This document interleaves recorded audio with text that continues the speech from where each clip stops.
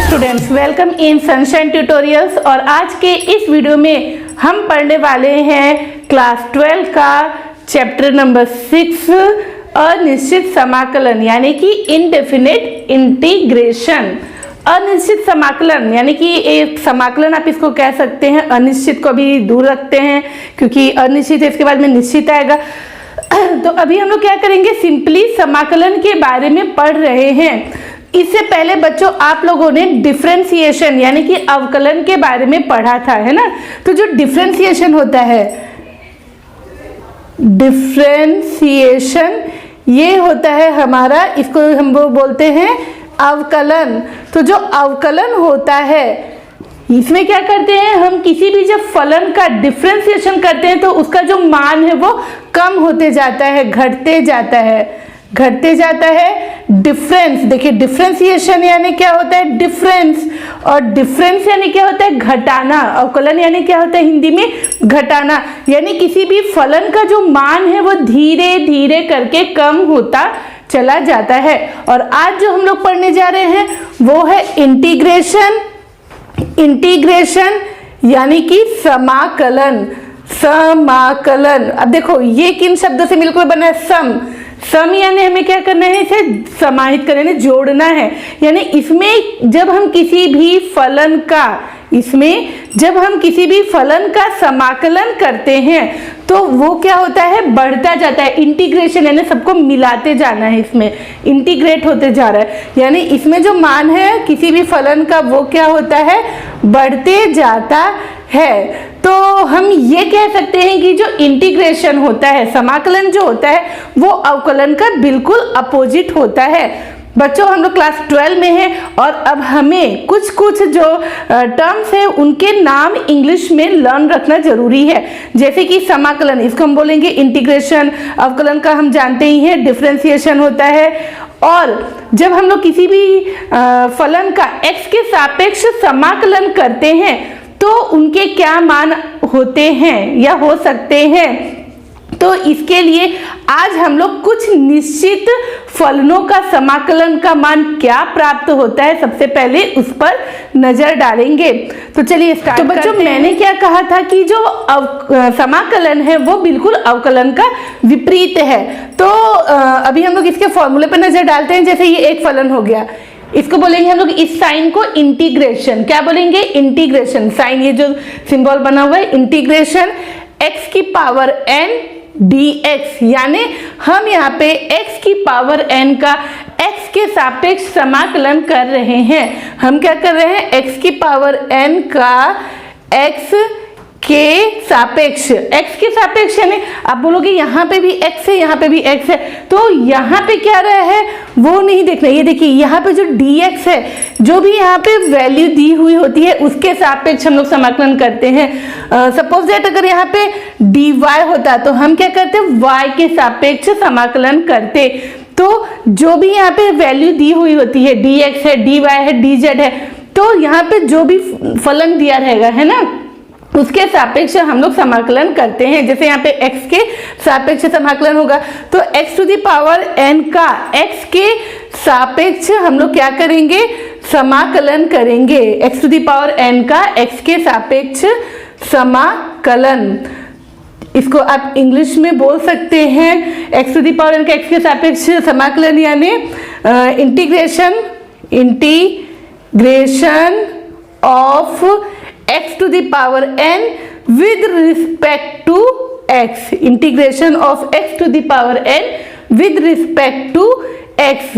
तो ये अभी हम लोग जब आगे प्रश्नावली के जो सवाल लेंगे या अभी आज के जो वीडियो में हम लोग क्या करेंगे, उदाहरणों के प्रश्नों को हल करेंगे इनके बाद में, क्योंकि हम लोग पूरा थोरली इस चैप्टर को कवर करने वाले हैं। तो इसमें क्या करना है, हमें x के सापेक्ष समाकलन करना रहेगा। अगर y दिया रहेगा तो y के सापेक्ष समाकलन करना रहेगा। तो किन फॉर्मूलों की जरूरत हमें पड़ सकती है वो हम लोग यहाँ पे पहले पढ़ लेते हैं। यहाँ पे मैं आप लोगों को तकरीबन 13 फॉर्मूले बताने जा रही हूँ, जिसको फॉलो करते हुए हम लोग हर प्रश्न को इजीली सॉल्व कर पाएंगे। तो देख सकते हैं आप यहाँ पे अब मैं इसको हटा देती हूँ। तो ये हो जाएगा हमारा x to the power n dx is equal to होता है x to the power n plus 1 upon n plus 1, क्योंकि यहाँ समाकलन हो रहा है। अगर यहाँ पे अवकलन हो रहा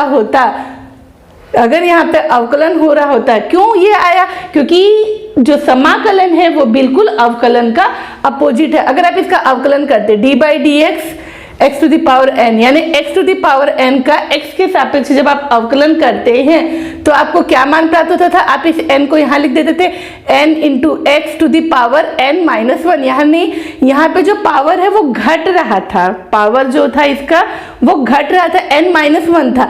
लेकिन यहाँ पे क्या होगा? चूंकि जो समाकलन है वो अवकलन का अपोजिट है, विपरीत है, तो इसकी पावर बढ़ेगी, यानी x to the power n plus 1 upon n plus 1, ये इसका मान हो जाएगा। तो पहला क्वेश्चन, मतलब पहला ये जो फॉर्मूला है वो इस तरह हमारा सॉल्व हो गया। दूसरा जो था ये है हमारा 1 बाई एक्स डी एक्स। अब अगर आपको इसका समाकलन करने के लिए कहा जाए, रीड कैसे करेंगे इसको? Integration 1 by x d x, तो इसका मान होता है log x। क्या होता है इसका मान? log x। log x क्यों होता है? क्योंकि d by d x log x का मान कितना होता था जब हम लोग इसका अवकलन करते थे? उस समय आपने इन फॉर्मूलों को लर्न किया है। तो d by d x log x क्या होता था? 1 बाई एक्स होता था। तो 1 by x d x is equal to क्या हो जाएगा? log x हो जाएगा। तीसरा जो है वो हमारा क्या है फॉर्मूला? e की पावर x dx, e की पावर x dx। तो जब हम लोग e की पावर x dx का जब हम लोग अवकलन करते थे, है ना, जब हम इसका अवकलन करते थे तो d बाई डी एक्स ई की पावर x यानी कितना होता था हमारा? e की पावर x ही होता था, इसमें कोई भी चेंज नहीं होता था। बहुत ही प्यारा सा ये e की पावर x है, इसके लिए हमें ज़्यादा मेहनत करने की जरूरत नहीं पड़ती है, ये हमारे लिए कभी भी सरदर्द नहीं बनता है। तो e की पावर x dx का जब हम समाकलन करेंगे, चूंकि इसका अवकलन भी हमारा वही आया था, d by d x e to the power x will be equal to e की पावर x। तो जो इसका समाकलन है integration e to the power x dx, ये भी e to the power x ही आएगा। बढ़ते हैं नेक्स्ट फॉर्मूले की तरफ, नंबर 4। यहाँ पे आ गया हमारा a की पावर x dx। अब ये a क्या है? a यानी होता है कोई भी अगर अचर पद है और उसकी पावर अगर x है, जैसे कि कोई अचर पद है 2 की पावर x। अब आपको बोला जाए कि इसका समाकलन करो, है ना, integrate 2 to the power x with respect to x, then हम इसको कैसे सॉल्व करेंगे? तो हमें क्या करना है, इसका जो मान होगा वो होता है a की पावर x अपॉन log EA। ई सफिक्स से आप लगा सकते, नहीं भी लगाएंगे तो कोई बात नहीं है। तो यहाँ पे हमारा ये ऐसा मान क्यों आया? क्योंकि d बाई डी एक्स है ना, d by d x a की पावर x अपॉन log a, इसका मान कितना होता है? इसका मान होता है a की पावर x। तो ये जस्ट इसका अपोजिट जाता है। नेक्स्ट है नंबर 5, ये हो गया हमारा इंटीग्रेशन साइन x dx, इसकी वैल्यू होती है माइनस कॉस x, है ना। इंटीग्रेशन साइन x dx ये होता है माइनस कॉस x। क्यों होता है? क्योंकि वही बात जब हम इसका अवकलन करते हैं, है ना, when we differentiate cos x with respect to x, cos x नहीं माइनस कॉस एक्स का जब हम लोग अवकलन करते हैं एक्स के सापेक्ष, तो हमें क्या प्राप्त होता है? हमें प्राप्त होता है साइन एक्स। तो d by d x sine x क्या हो जाएगा? d बाई डी एक्स जो माइनस कॉस एक्स है वो साइन एक्स हुआ, तो integration sine x d x कितना हो जाएगा? Minus cos x. बढ़ते हैं नेक्स्ट नंबर 6, यहाँ पे आ जाएगा हमारा cos x dx, integration cos x dx बोलेंगे इसे हम, इंटीग्रेशन cos x dx। तो इसका मान हो जाता है sin x। क्यों होता है? फिर वही कि जो हम इसका जब अवकलन करते हैं x के सापेक्ष, किसका अवकलन करते हैं हम लोग? sin x का, तो उसका मान कितना प्राप्त होता है? उसका मान प्राप्त होता है cos x। तो जब हम cos x का समाकलन करेंगे तो वो जस्ट अपोजिट आएगा, cos का अपोजिट कितना हो गया? sin हो गया। 6 हो गया हमारा। नंबर 7 हम लोग जाते हैं, यहाँ पे हो जाएगा हमारा integration sec square x, integration sec square x dx, इसकी वैल्यू होती है tan x क्या होती है, इसकी वैल्यू tan x होती है। क्यों होती है, as we know that d by d x जो tan x होता है इसकी वैल्यू कितनी हो जाती है, इसकी वैल्यू हो जाती है sec स्क्वायर x।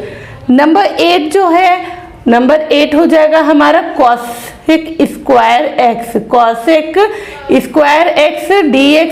तो इसकी वैल्यू क्या हो जाएगी, इसकी वैल्यू हो जाएगी, देखिए sec का tan आया तो cosec स्क्वायर x का क्या हो जाएगा, ऑब्वियसली cot, एंड ये माइनस में आएगा, माइनस cot x। क्यों आएगा, क्योंकि since d by d x minus cot x की वैल्यू होती है cosec स्क्वायर x।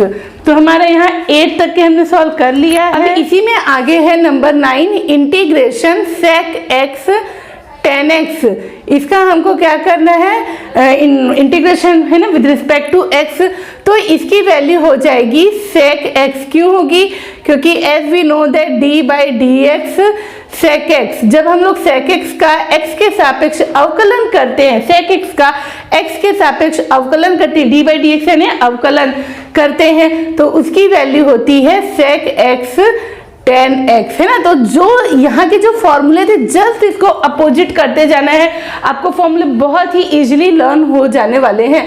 देन है नंबर 12, यहाँ पे आ जाएगा हमारा cosec x cot x dx, है ना, integration cosec x cot x dx, इसकी वैल्यू हो जाएगी माइनस cosec x।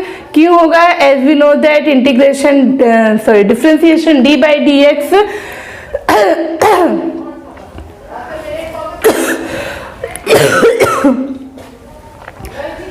क्योंकि यहाँ पे जो होता है d बाई डी एक्स है ना, डिफरेंशिएशन है ना, माइनस cosec x का जो डिफरेंशिएशन होता है वो होता है cosec x cot x। तो ये इसका अपोजिट हो गया। फिर हम आते हैं नंबर 11 पे, यहाँ पे आता है integration 1 upon under root 1 minus x square. तो यहाँ पे इसका हमको क्या करना है, समाकलन करना है, यहाँ पे लिख देंगे हम लोग dx। ओके, यहाँ पे चाहो तो इधर भी dx लिख सकते हो। तो इसका जो समाकलन होता है 1 upon under root 1 minus x square का जो समाकलन होता है वो होता है साइन इनवर्स x। इसको हम क्या रीड करेंगे, साइन इनवर्स x, या इसका मान होता है माइनस कॉस इनवर्स x। अगर आप पॉजिटिव फॉर्म में लेंगे तो साइन इनवर्स x, और अगर निगेटिव फॉर्म में लेंगे तो इसकी वैल्यू हो जाएगी माइनस कॉस इनवर्स x। तो क्वेश्चन फॉर्मूला नंबर 11 भी हमारा हो गया। देन नंबर 12 है हमारा 1 upon under root 1 plus x square. देखिए यहाँ पे अब ये प्लस हो गया, इसका जब हम लोग समाकलन करते हैं with respect to x, dx upon under root 1 plus x square, इसका जो समाकलन होता है वो होता है tan इनवर्स x, या tan का अपोजिट हम क्या लेते हैं, माइनस कॉट इनवर्स x। तो ये भी हमारा हो गया। यहाँ पे मैंने इसका बताया नहीं आपको, d बाई डी एक्स जो साइन इनवर्स x होता है उसकी वैल्यू होती है 1 upon under root 1 minus x square, या जो d by d x minus cos inverse x की जो वैल्यू होती है वो होती है 1 upon under root 1 minus x square. Similarly ये चीज इसमें भी फॉलो होगी, यही जो रूल है यहाँ पे भी फॉलो होगा कि जब हम d बाई डी एक्स यानी जब हम लोग tan इनवर्स x का x के सापेक्ष अवकलन करते हैं तो इसकी वैल्यू आती है 1 upon under root 1 plus x square, या d बाई डी एक्स जब हम लोग माइनस कॉट इनवर्स x का x के सापेक्ष समाकलन करते हैं तो इसकी वैल्यू होती है 1 upon under root 1 plus x square. वही चीज़ है, यहाँ माइनस रहेगा बस। ओके, और जो सबसे लास्ट हमारा फॉर्मूला है नंबर 13, वो है इंटीग्रेशन 1 अपॉन, यहाँ पे देखिए x आ जाएगा under root 1 minus x square, बिल्कुल वैसा ही है, बस यहाँ पे रूट 1 माइनस एक्स स्क्वायर के सामने हमको क्या लिख देना है, x लिख देना है। तो इसकी वैल्यू हो जाएगी सेक इनवर्स x, यहाँ dx नहीं लिखा मैंने, सेक इनवर्स x, या हो जाएगा माइनस कॉसेक इनवर्स x। क्यों होगा, क्यों होगा, क्योंकि d बाई डी एक्स जो सेक इनवर्स x की वैल्यू होती है, या d बाई dx या की जगह आप बराबरी लिख दो is equal to minus cosec inverse x की जो वैल्यू होती है वो होती है 1/x √1 माइनस एक्स स्क्वायर। तो अभी तक मैंने ये जितने भी फलन का समाकलन किया है, कुछ निश्चित फलनों का मैंने यहाँ पे समाकलन करके बताया कि इनके मान क्या होते हैं। इन जब पैटर्न को जिसको आपने अभी देखा तो आप ये समझ गए होंगे कि जो समाकलन है वो बिल्कुल अवकलन का अपोजिट है। तो अब हम लोग इस पर बेस्ड जो उदाहरण के जो क्वेश्चन है, हमारा जो प्रबोध गणित है उसको सॉल्व करेंगे। तो बढ़ते हैं उदाहरण के प्रश्नों की तरफ ताकि हमारा कॉन्सेप्ट और अच्छे से क्लियर हो जाए। तो जो उदाहरण 1 है हमारा, निम्न फलनों का x के सापेक्ष समाकलन कीजिए। तो इसमें सबसे पहला जो है प्रश्न, पहले का जो पहला है 0 का हमको क्या करना है, समाकलन करना है। तो हम पहला लिख लेते हैं, पहला प्रश्न हमारा 0, इसका हमको क्या करना है, समाकलन यानी integration 0 with respect to x, यानी इंटीग्रेशन 0 इंटू dx ये निकालना है। अब 0 क्या है, 0 कब आता था। अब यहाँ पे तो अभी मैंने आपको जो फॉर्मूले बताए है ना, आप बोलोगे आपने तो अभी जो फॉर्मूले बताए उसमें आपने 0 का समाकलन करना नहीं बताया। तो बच्चों आप लोग अवकलन पढ़े हो, अवकलन में आपने ध्यान दिया होगा कि 0 कब आता था। 0 तब आता था अवकलन में जबकि हम किसी भी अचर संख्या का अवकलन करते थे। अचर संख्या का हम क्या करते थे, अवकलन करते थे। जैसे आपको d/dx 2x करना है ना, इसका जब हमको अवकलन करना है, ये एक अचर संख्या है। अचर संख्या क्या होती है, जितनी भी संख्याएं होती है या जिनका मान कभी नहीं बदलता है वो अचर पद कहलाते हैं ना। तो इसका जो समाकलन है, इसका जो अवकलन है ना, वो क्या होता था, 0 होता था। d/dx अगर आपको बोल दिया कि 2 का अवकलन करो है ना, differentiate 2 with respect to x, then आप क्या लिखते थे, d/dx 2 इज इक्वल टू क्या होता है हमारा 0, क्योंकि ये एक अचर पद है। तो यहाँ पे भी 0 क्या हो गया, एक अचर पद हो गया, एक संख्या हो गया, एक अंक हो गया। तो जब हम इसका समाकलन करेंगे तो इसका जो उत्तर है यहाँ पे क्या आया कि किसी भी अचर पद का, यानी कि अचर पद में आप यहाँ पे c भी ले सकते हो, यानी कोई भी कांस्टेंट लेना है हमको। c यानी क्या हो गया, कांस्टेंट, और किसी भी कांस्टेंट का जो अवकलन है वो 0 होता था। तो यहाँ जो समाकलन है वो अवकलन का अपोजिट है। तो जो 0 का जो समाकलन होगा वो एक अचर पद होगा, यानी आप यहाँ पे c लिख सकते हैं। Integration 0 into dx is equal to c, जहाँ c क्या है, एक अचर पद है या स्थिरांक है ना, एक अचर है। ओके, तो ये हमारा पहला सॉल्व हो चुका है। बढ़ते हैं अगले प्रश्न की तरफ। नंबर 2 है इंटीग्रेशन 1 इंटू dx। तो 1 का जो जब हम लोग यहाँ पे अवकलन करते हैं तो समाकलन करते हैं। अब अगला है हमारा 1 इंटू 1 का हमको क्या करना है, समाकलन करना है। तो हम लिखते हैं 1 इंटू dx, यानी integrate 1 with respect to x, integration 1 dx, इसकी वैल्यू क्या हो जाएगी। तो यहाँ पे ये भी क्या है हमारा अचर पद, लेकिन ये 1 है। 1 के लिए जो वैल्यू होती थी, जब आप लोग इसको यहाँ पे बाउंड्री लाइन बना देते थे मिक्स हो जाएगा। आपने देखा होगा कि जब d/dx, जब हम लोग x का अवकलन करते थे तो हमें 1 मिलता था। तो जब हम लोग 1 का अवकलन करेंगे तो हमें क्या प्राप्त होगा, तब हमें यहाँ पे x प्राप्त होगा, क्योंकि वही बात, समाकलन अवकलन का उल्टा होता है। तो जब x का अवकलन 1 होता है तो 1 का समाकलन क्या हो जाएगा, x हो जाएगा। ये दोनों प्रश्न में आपको ध्यान देना है। देखो 0 का जो है ना, 0 क्या था हमारा, कोई भी अचर पद है। जब अचर 0 किसका आता था, किसी भी अचर पद का अवकलन करने पे हमें 0 प्राप्त होता था। किसी भी अचर पद का अवकलन करने पे 0 प्राप्त होता था। तो 0 का समाकलन करने पर हमें एक अचर पद प्राप्त होता है। ठीक उसी प्रकार x का अवकलन करने पे हमें 1 प्राप्त होता था। तो 1 का समाकलन करने पे हमें क्या प्राप्त होगा, उसका अपोजिट। ये 1 का समाकलन x के इक्वल होगा। ठीक है, यहाँ तक क्लियर हुआ। तो ये जो पहला और जो दूसरा ये जो प्रश्न है ये थोड़ा सा ध्यान देने लायक है, क्योंकि इनका मैंने जो उल्लेख है वो अभी जो मैंने कुछ निश्चित फलों का जो समाकलन क्या होता है उसमें नहीं बताया था, लेकिन इसको मैंने इस कॉन्सेप्ट को इस उदाहरण के माध्यम से क्लियर कर दिया है। इसलिए बच्चों हम उदाहरण के थ्रू यानी पूरे के पूरे क्वेश्चन सॉल्व करने जा रहे हैं, तो उदाहरण से हमने शुरुआत किया है। अगला बढ़ते हम लोग, प्रश्न क्रमांक 3 है, x का हमें समाकलन करना है, इंटीग्रेशन x dx। अब यहाँ से आपका फॉर्मूला चालू होता है। तो आपने बच्चों पढ़ा है कि integration x to the power n dx, यहाँ पे इसकी पावर क्या है n, यहाँ पे इसकी पावर कुछ नहीं, यानी हम लोग क्या ले लेंगे 1 ले लेंगे। इसका मान होता है x की पावर n plus 1 upon n plus 1। ये फॉर्मूला हम लोग यूज करेंगे।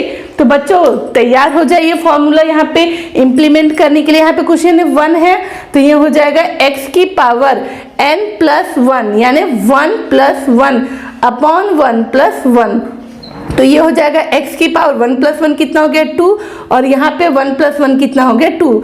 यानी आप इसे लिखोगे एक्स स्क्वायर अपॉन 2, या आप इसे लिख सकते हो 1/2 यानी हाफ एक्स स्क्वायर। तो ये हमारे तीसरा प्रश्न भी सॉल्व हो गया।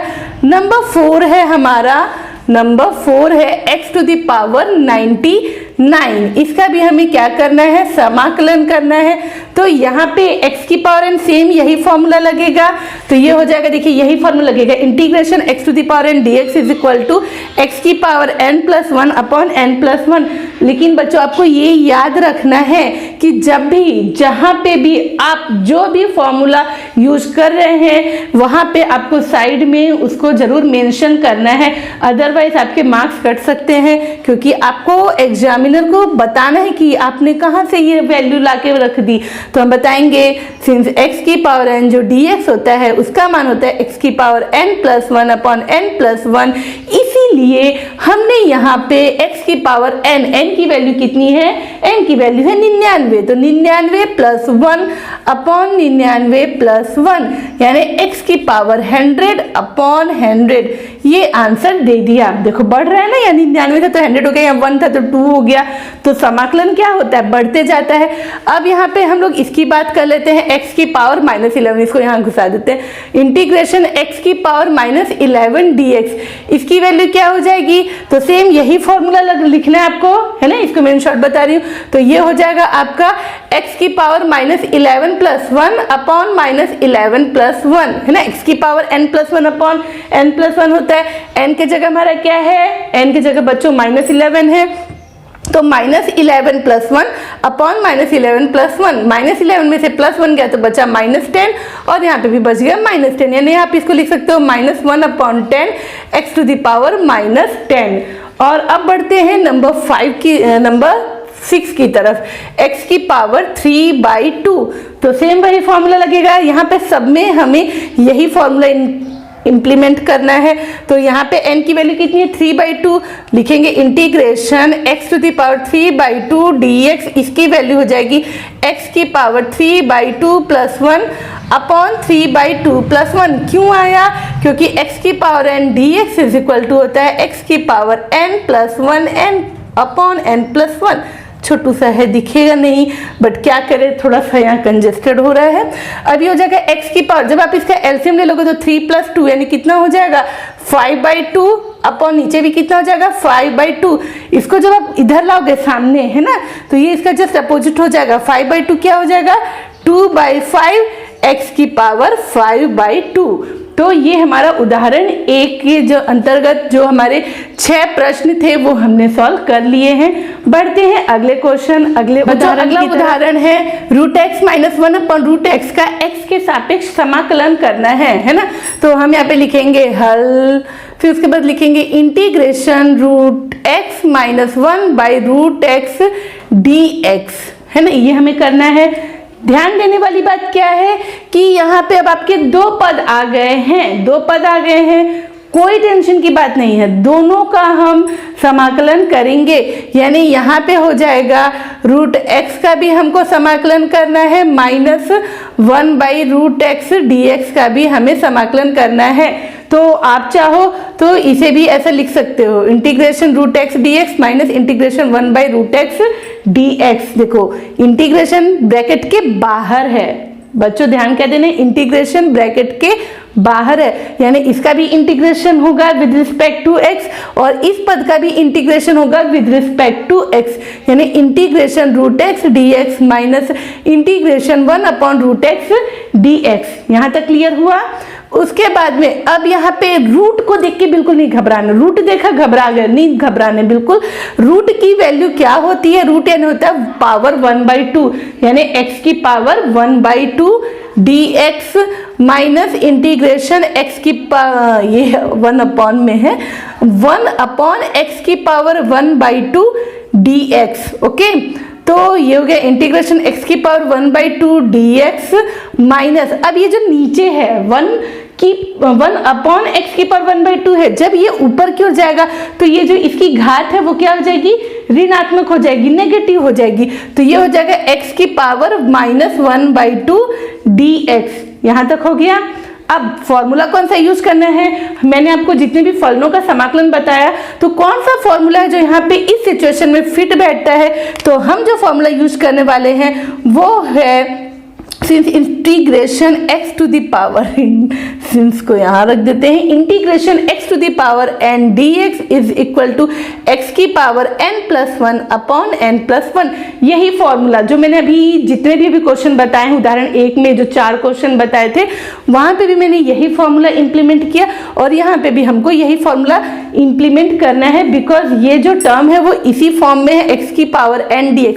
n की वैल्यू यहाँ पे कितनी है, हाफ है, यहाँ पे भी x की पावर n, यहाँ पे n की वैल्यू क्या है, -½ है। तो चलिए इसको आगे बढ़ते हैं, सॉल्व करते हैं। तो ये हो जाएगा इंटीग्रेशन अब हट जाएगा क्योंकि अब हम लोग यहाँ फॉर्मूला यूज कर देने वाले हैं। तो ये हो जाएगा x की पावर 1/2 + 1 अपॉन 1/2 + 1 है ना, x की पावर n+1 अपॉन n+1 यही फॉर्मूला हम लोग यूज कर रहे हैं, माइनस यहाँ पे क्या हो जाएगा x की पावर -1/2 + 1 अपॉन -1/2 + 1।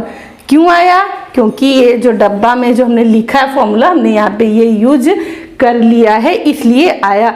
तो ये हो जाएगा x की पावर 1/2 + 1 1/2 + 1 एलसीएम लोगे तो कितना हो जाएगा, 2 और 1 का एलसीएम 2 को 2 से डिवाइड किए 1, यहाँ पे 1 प्लस 2 को 1 से डिवाइड किए 2 + 2 × 1 2 यानी कितना हो गया 3/2 है ना, यही चीज यहाँ पे यूज करना है। तो हो जाएगा x की पावर 3/2 अपॉन यहाँ पे भी कितना हो जाएगा 3/2 माइनस x की पावर, अब यहाँ -1/2 + 1 है, एक में से हाफ को माइनस करोगे तो हाफ ही मिलेगा, या आप ऐसा भी करके देख सकते हो -1/2 + 1 तो -1 + 2/2 यानी कितना हो गया 1/2। तो यहाँ पे आ जाएगा x की पावर 1/2 अपॉन नीचे भी कितना आ गया 1/2। इसके बाद हम इसको यहाँ सॉल्व करते हैं तो यहाँ पे आ जाएगा आपका इज इक्वल टू, अभी जो 3/2 है ये सामने आ जाएगा ना, उल्टा हो जाएगा, ये हो जाएगा 2/3 x की पावर 3/2 माइनस 1/2 यहाँ पे आएगा, अपोजिट हो जाएगा यानी हो जाएगा 2/1 x की पावर 1/2 यानी 2/3 x की पावर 3/2 माइनस 2/1 को नीचे लिखने की जरूरत नहीं है, ओनली वी राइट 2, बस हम 2 लिखेंगे, 2x की पावर 1/2, या आप चाहो आपकी मर्जी की ये जो x की पावर 1/2 है इसको आप √x लिख सकते हैं and this will be your answer. तो हमारा उदाहरण नंबर 2 भी सॉल्व हो चुका है। जो उदाहरण 3 है इसका x के सापेक्ष समाकलन करना है, जो हमको प्रश्न दिया है x³ + 3x² - 2x + 2 upon x³। तो अब हम लोग इसका x के सापेक्ष समाकलन करेंगे, तो ये हो जाएगा integration x³ + 3x² - 2x + 2 upon x³। इस सब का हमको क्या करना है, समाकलन करना है। तो देखिए इंटीग्रेशन के बाद हम यहाँ ब्रैकेट लगा देंगे और ब्रैकेट के बाहर dx, यानी हम इस पूरे के पूरे ब्रैकेट का समाकलन करने जा रहे हैं। अब यहाँ पे इतने सारे पद आ गए हैं, डिनोमिनेटर यानी कि हर भी दिया हुआ है, अंश और हर, क्या करें, तो करना कुछ नहीं है, हमें सभी में सभी का जो हर है वो x³ है, तो x³ से सभी पदों को भाग देना है। तो ये हो जाएगा integration x³ upon x³ plus 3x² upon x³ minus 2x upon x³ plus 2 upon x³, और यहाँ पे बाहर में लिख देंगे हम लोग dx।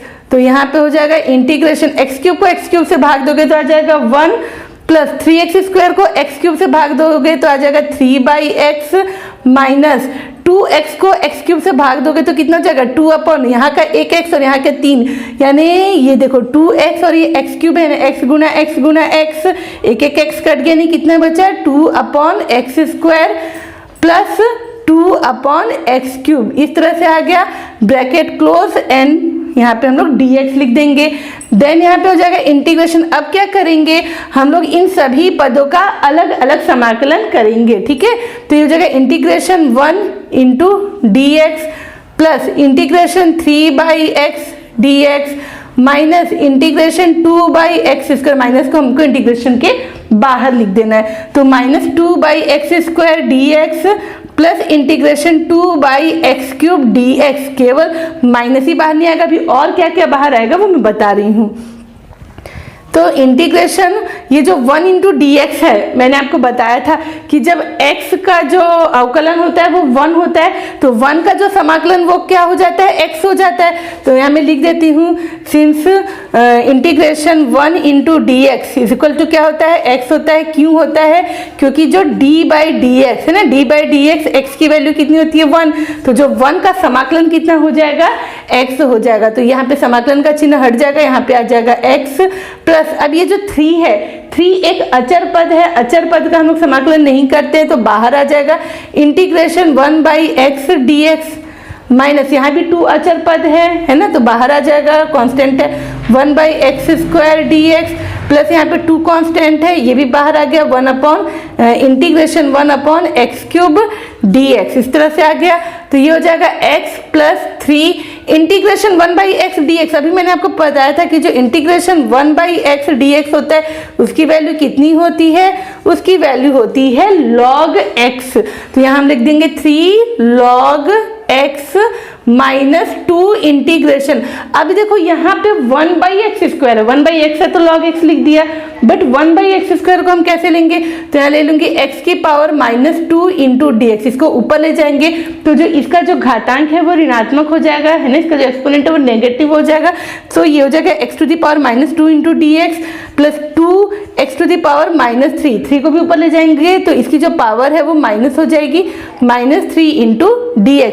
इसको मैं आगे यहाँ हल कर रही हूँ, is equal to x plus 3 log x minus 2।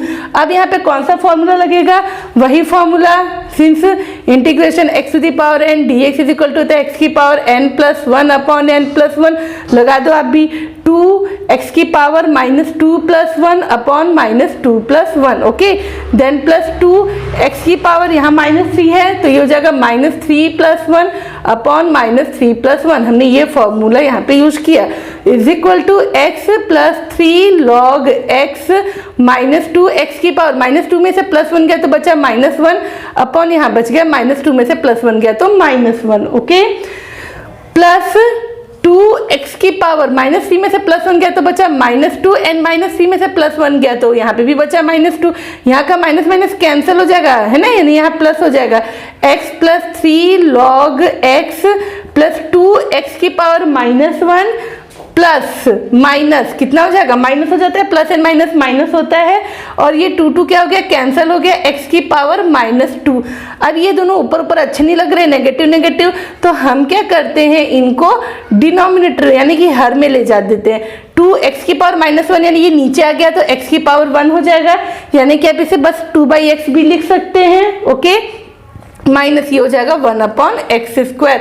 तो इस तरह से हमारा जो ये उत्तर है वो प्राप्त हो गया, ये है हमारा आंसर। उदाहरण नंबर 4 है, निम्न का x के सापेक्ष समाकलन कीजिए, x³ plus 3x² plus 4/√x। इसका हमको x के सापेक्ष समाकलन करना, यहाँ पे लिख देंगे integration x³ plus 3x² plus 4/√x into dx, है ना, सबका समाकलन करना है। तो अब हम क्या करेंगे, यहाँ पे हल कर रहे हैं इसे, तो ये हो जाएगा, हमें सभी पदों का फिर से वही करना है जैसे इससे पहले वाले प्रश्न में किया, उदाहरण 3 में, ठीक उसी प्रकार।